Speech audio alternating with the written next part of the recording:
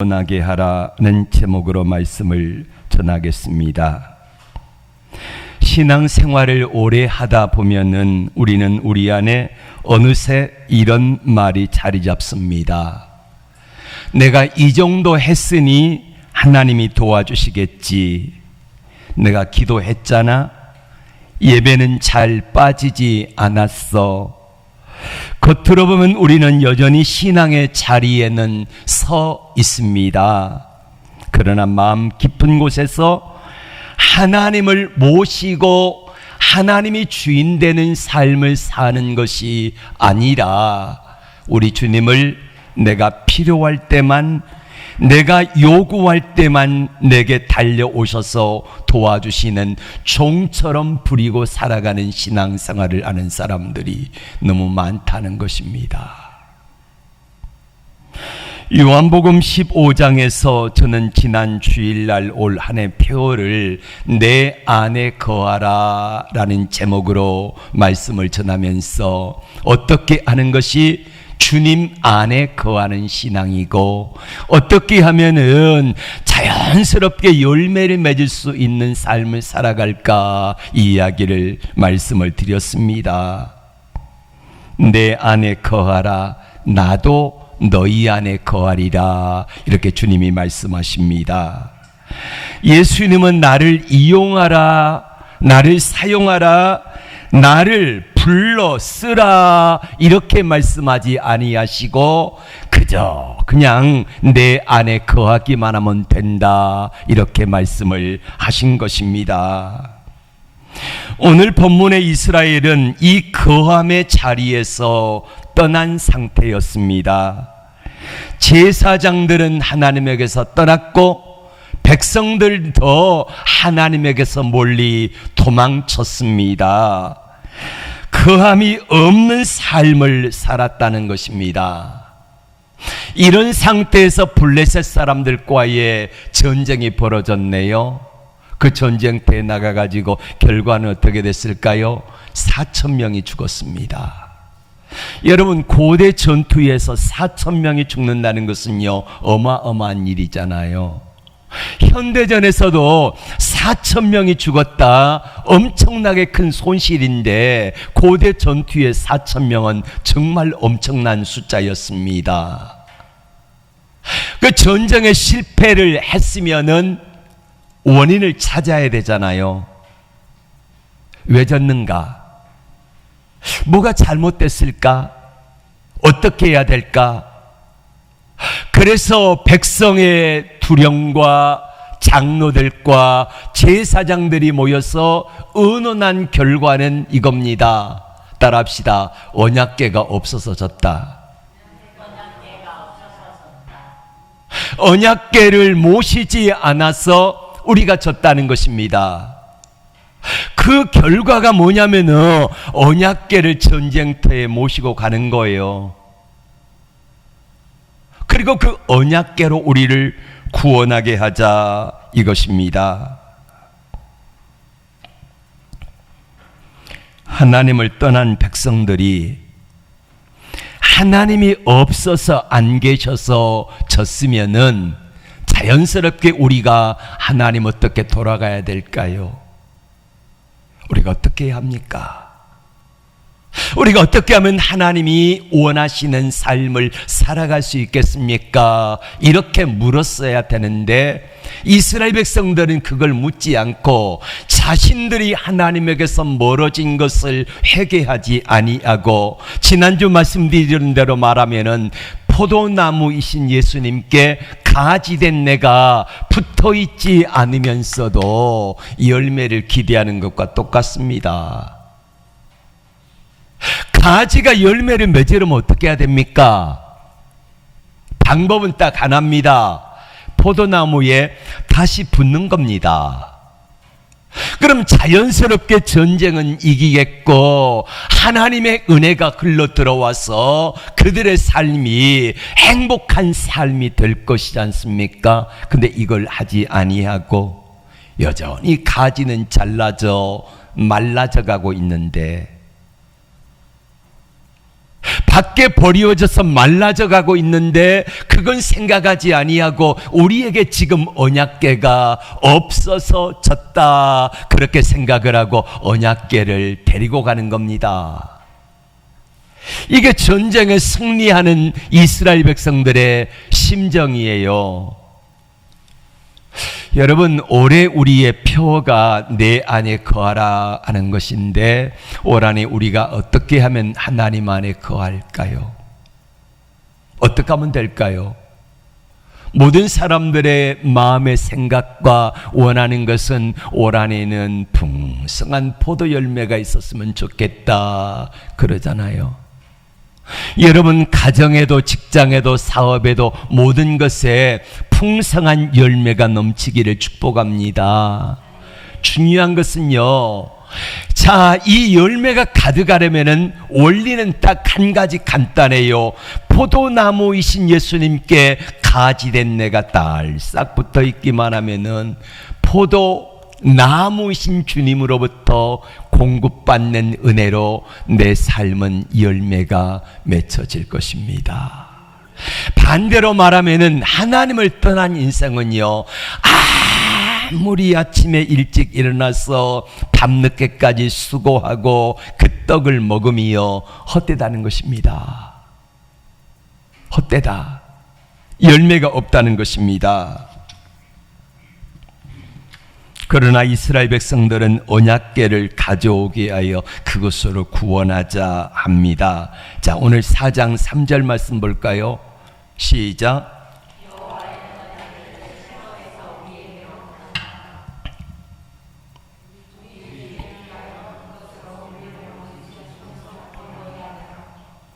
언약궤를 실로에서 우리에게로 가져다가 그것으로, 그것이 뭡니까? 언약궤로 우리를 구원하게 하자. 예. 그들은 하나님을 찾지 않고 법궤를 찾았습니다. 하나님을 모셔오려고 하지 않고 법궤를 모셔왔습니다. 요한복음 15장의 언어로 말하면은 포도나무에게 붙어 있는 것이 아니라 열매만 따오려고 하는 잘못된 모습입니다. 뭐가 문제일까요? 뭐가 문제일까? 회개 없는 종교 행위만을 하고 있었다는 겁니다. 언약궤는 하나님의 임재를 상징하는 거룩한 표징입니다. 그러나 이스라엘 백성들은, 자, 제사장들은 타락했고 이스라엘 백성들은 하나님에게서 멀어졌고 성전은 형식에 불과했고 삶을 돌이키려고 하지도 않고 하나님께 붙어 있지도 않았습니다. 근데 단지 껍데기만 언약궤를 모시고 오기만 하면은 우리가 전쟁에 이긴다라고 하는 잘못된 생각으로 하나님을 모셔오려고 하지 않고, 다시 말하면은 하나님을 끌어다가 내가 원하는 대로 사용하려고 한 거예요. 내가 하나님께로 가지 아니하고 하나님 이쪽으로 좀 와보세요. 내가 이러는 필요한 도움이 있는데 이거 좀 하세요. 내가 하나님께 그동안 한 게 얼만데요? 헌금을 얼마나 드렸습니까? 봉사를 얼마나 했습니까? 얼마나 많은 기도를 드렸습니까? 하나님 이건 정도는 해주셔야지 하면서요, 이런 모습으로 이스라엘 백성들처럼 우리가 행하고 있는 사람들이 너무나 많다는 것입니다. 그하지 않으면서 능력만 원했는데, 요한복음 15장 6절 같이 볼까요? 사람이 내 안에 거하지 아니하면 가지처럼 밖에 버려져 말라지나니. 거하지 아니하니까 가지처럼 밖에 버려져 말라진다는 것입니다. 언약궤는 있었지만 그들은 이미 말라진 가지였습니다. 언제든지 돌아오기만 하면 주님은 살려주시마고 약속하셨는데 그 하나님께 돌아오지 아니하고 말려진 가지로 있으면서 열매만 원했다는 것입니다. 법궤는 하나님의 임재를 상징하는 거룩한 것이었습니다. 그런데 이스라엘 백성들은 법궤를 뭘로 써요?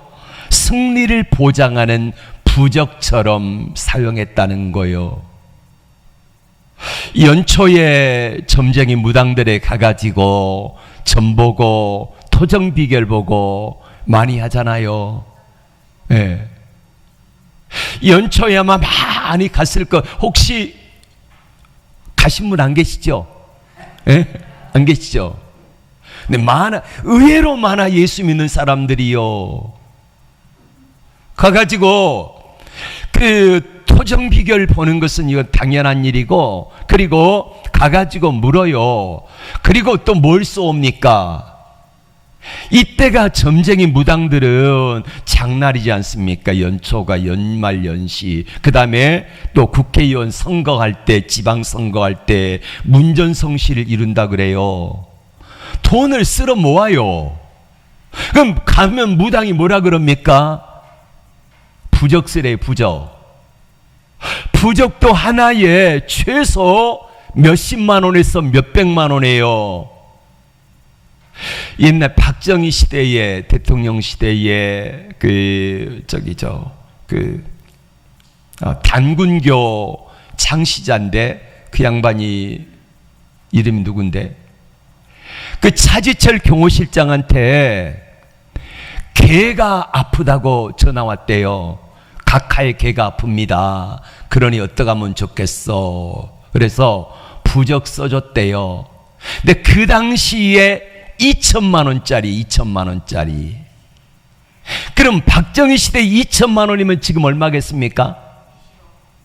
네, 상상에 맡길게요.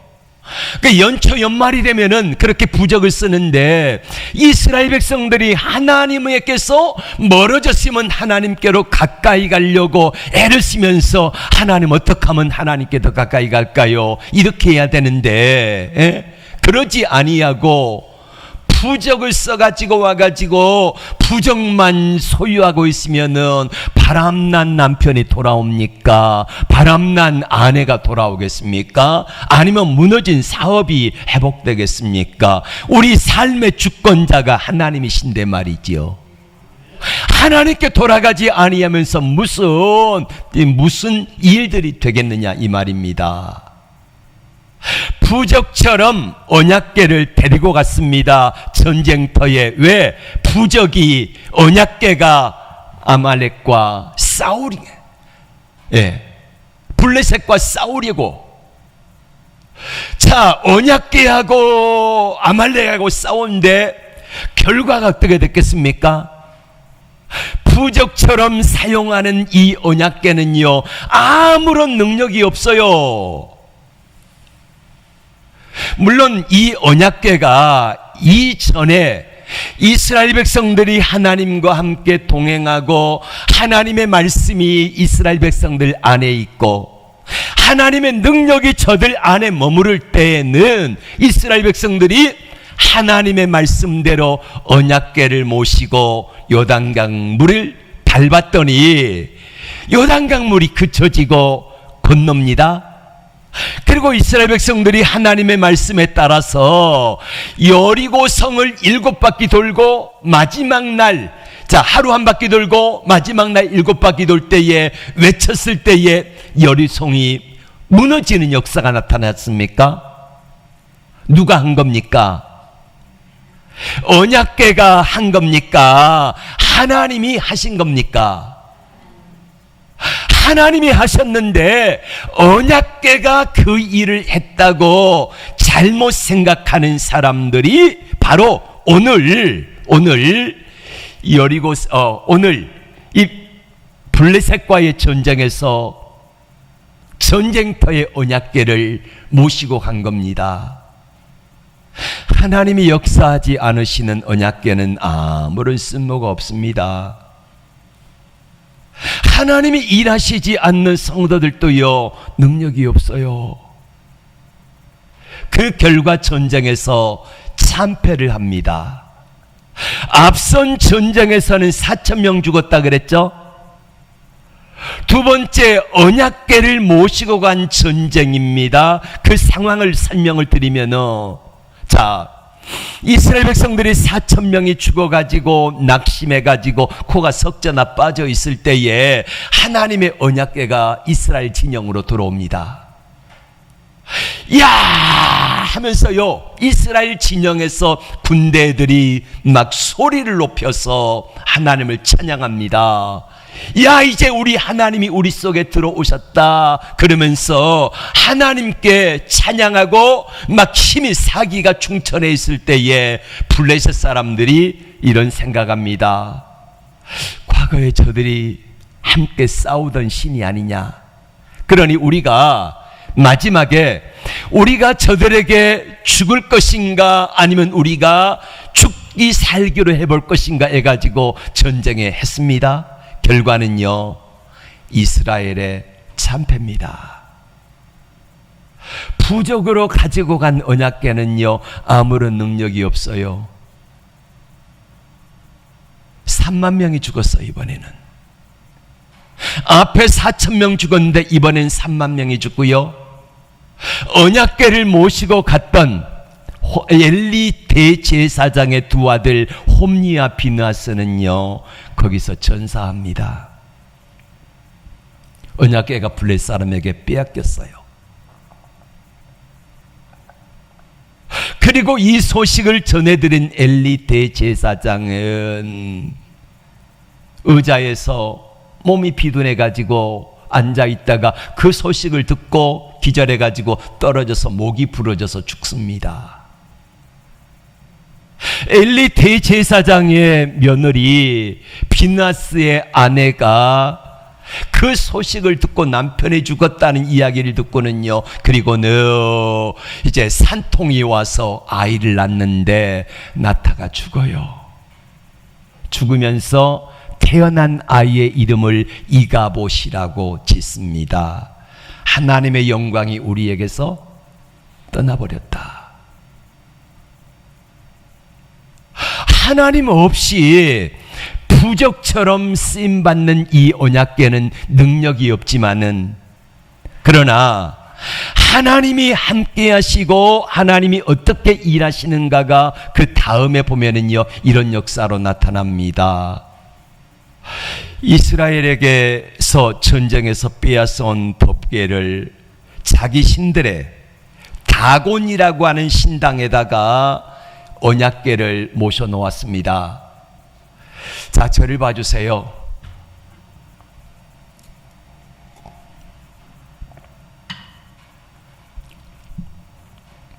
다곤이라는 큰 신상 앞에 보통 그 옛날에 그 신들은 엄청 크지 않습니까? 큰 다곤 신당 앞에 언약궤가 얼마냐면요, 강대상 정도밖에 안 합니다. 작아요. 우리 다곤 신이 여호와 신을 이겼다는 겁니다. 그 다음날 다곤 신의 신전을 섬기는 제사장들이 가서 보니까 그 어마어마한 다곤 신이 하나님의 언약궤 앞에서요, 머리를 말하면 앞으로 꼬꾸라진 거니까 목이 부러져 있고 언약궤 앞에 넙죽 절하고 있는 모습으로 쓰러져 있는 거예요. 이상하다. 그래서 급히 수리해가지고 다시 원위치 시켜놨네. 다음날 또 가서 보니까 이번에는 다곤 신의 목이 부러지고 팔 다리가 부러져가지고 역시 언약궤 앞에 넙죽 절하고 있는 모습으로 쓰러져 있는 거예요. 블레셋 사람들이 생각합니다. 아, 여호와가 우리를 치는구나. 그리고는 그때부터 그 지경에 전염병이 돌기 시작해가지고 사람들이 막 죽어가는 거예요. 걷잡을 수 없이 사람들이 막 죽어가니까 우리로 말하면 블레셋 지경에 5개 도가 있는데 여기에서 다른 도로 옮겨가라 그러니까 실패 안 받는데 우리는 왜요?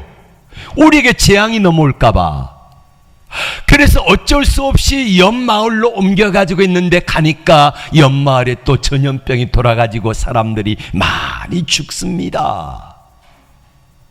그렇게 해서 7개월 동안 있으면서요, 하나님께서는 블레셋 사람들을 완전히 초토화시키는데 가는 곳마다 다곤 신당과 블레셋 사람들의 백성들을 전염병으로 해가지고 전쟁에서 이겼던 그 사람들보다 더 많은 사람들이 블레셋 사람들이 죽어갑니다. 그리고는 언약궤를 돌려보내 이스라엘로. 자, 한번 물어봅시다.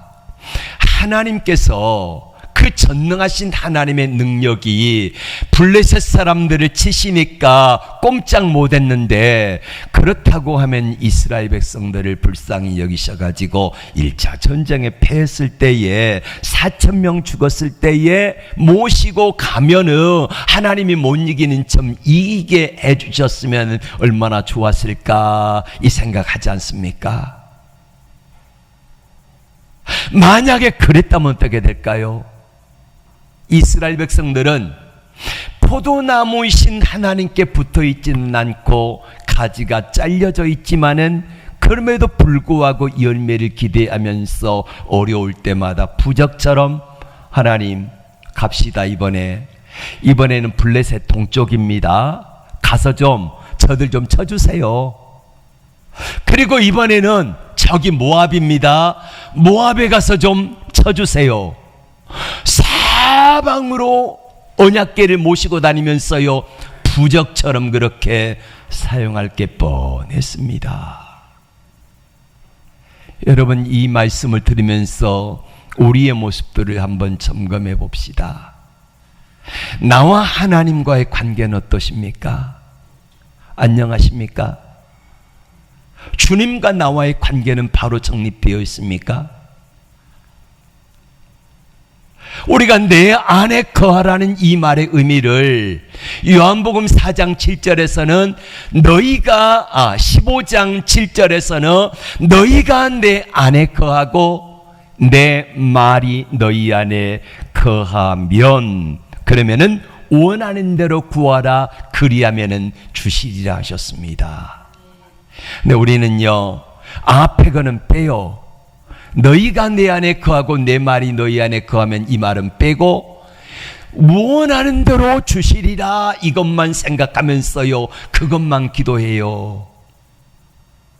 이제는 우리가 좀 바꿔봐야 합니다.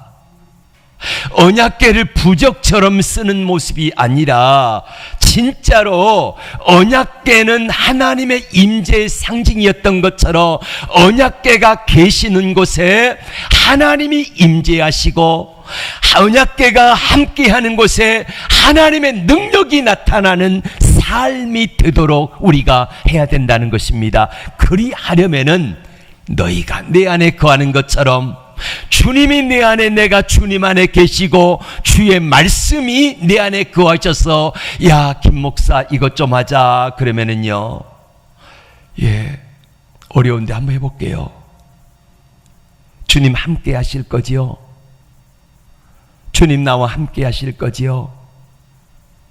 나는 잘 못하지만 주님이 함께 하시면은요, 내가 해볼게요. 이렇게 되어지는 것이 포도나무 가지에 붙어 있는 거라는 말이에요. 우리가 하나님 앞에서 하나님 없는 신앙의 결과가 어떠한 것인가를 보았다고 하면은 이제는 해결 방법이 뭘까요? 여호와께 돌아가는 것이 해결 방법입니다. 하나님께 돌아가는 것입니다. 부적처럼 사용하지 말고, 하나님을 쓰려고 하지 말고, 하나님을 이용하려 하지 말고, 주님의 능력이 머무는 곳에 내가 함께하여서 주님과 함께하기만 하면은 주의 능력은 자연스럽게 흘러 들어오더라 이것입니다. 그렇습니다. 여호와께로 돌아가자. 이스라엘 백성들은요, 이후에도 20년 동안 하나님께 돌아가지 않았습니다. 하나님은 여전히 일하지 않으셨습니다. 돕지 않으셨습니다. 형편이 더 어려워졌습니다. 그때 하나님이 세우신 사람이 한 사람 있는데 사무엘이라고 하는 사람을 하나님이 불러 쓰시기 시작하셨습니다. 이 전쟁 이후에 20년 만에 사무엘이 이스라엘 백성들을 다 불러 모았습니다. 그리고 사무엘상 7장 3절 말씀 같이 볼까요?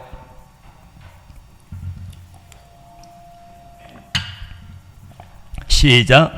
만일 너희가 전심으로 여호와께 돌아오려거든 이방신들과 아스타롯을 너희 중에서 제거하고 너희 마음을 여호와께로 향하여 오직 그만 섬기라. 아멘. 그래서 포도나무이신 주님께 가지가 붙어 있는 것처럼 자연스럽게 거하게 되자 하나님의 능력이 가지에 흘러넘치기 시작합니다.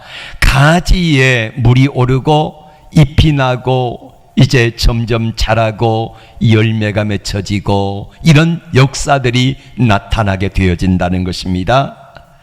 자, 그함이 회복되자 하나님의 능력은 흘러들어오기 시작했고, 그리고 우리가 하나님께로 거하려고 하고 하나님께로 가까이 하려고 하면은요, 덩달아서 또 역사하는 반대 세력이 있습니다. 누가 역사해요? 마귀가 방해합니다. 블레셋 사람들이 쳐들어온 거예요. 20년 만에 이제 미스바에서 성회를 하여서 이스라엘 백성들이 하나님의 말씀 앞에 거하면서 주님을 찬양하고 예배하며 하나님 앞에 말씀을 듣고 회개하고 있는데 블레셋 사람들이 또 쳐들어온 거예요. 예전 같으면은 우리 전쟁 나가서 맞서 싸우자 이랬을 터인데 이스라엘 백성들은요, 하나님의 종 사무엘에게 묻습니다. 어떡할까요? 하던 일을 계속하자. 하던 일이 뭐예요? 예배드리는 일, 지금 기도하는 일, 무너졌던 관계, 깨어졌던 관계, 잘려졌던 가지가 다시 붙는 관계, 이거를 바로 하자는 것을 먼저 하고, 그러자 이스라엘 백성들은 사무엘에게 요청합니다. 당신의 하나님 여호와께 부르짖어 우리를 블레셋 사람들의 손에서 구원하게 하소서라고 했을 때에 같이 하나님께 기도하고 예배하며 하나님의 은혜를 구할 때에 어떤 역사가 나타납니까? 블레셋 사람들이 쳐들어와서 싸우려고 할 때에 하나님이 그 블레셋 사람들의 진중에 큰 우레를 발하시니까 저들이 뿔뿔이 흩어져 버리고 맙니다.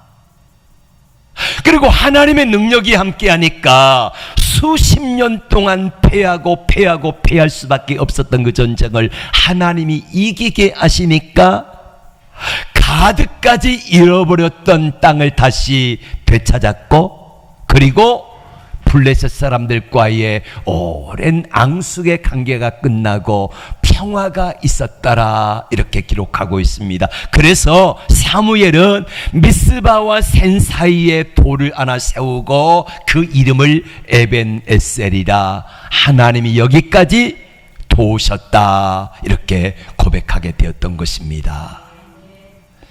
여러분, 지난주에 이어서 우리는 어떻게 하면은 내 안에 거할까? 하나님 안에 거할까? 우리의 문제는 열매의 문제가 아니라 하나님과의 관계가 바로 돼 있느냐, 돼 있지 아니하느냐의 문제라는 겁니다.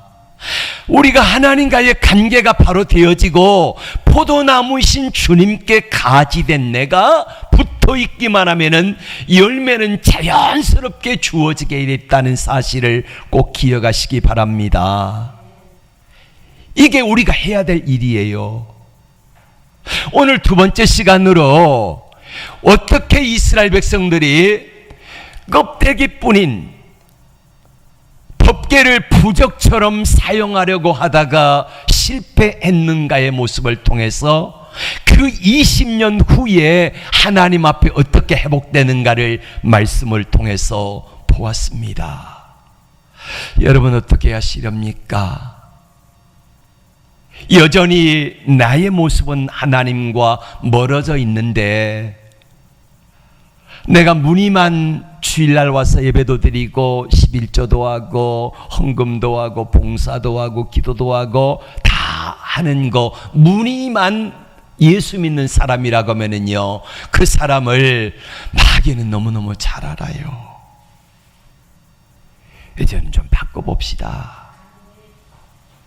그러면은요, 자연스럽게 하나님으로부터 내가 포도나무이신 주님을 유지하는 것이 아니라 포도나무이신 주님이 나 가지된 나를 세워 가시는 거예요.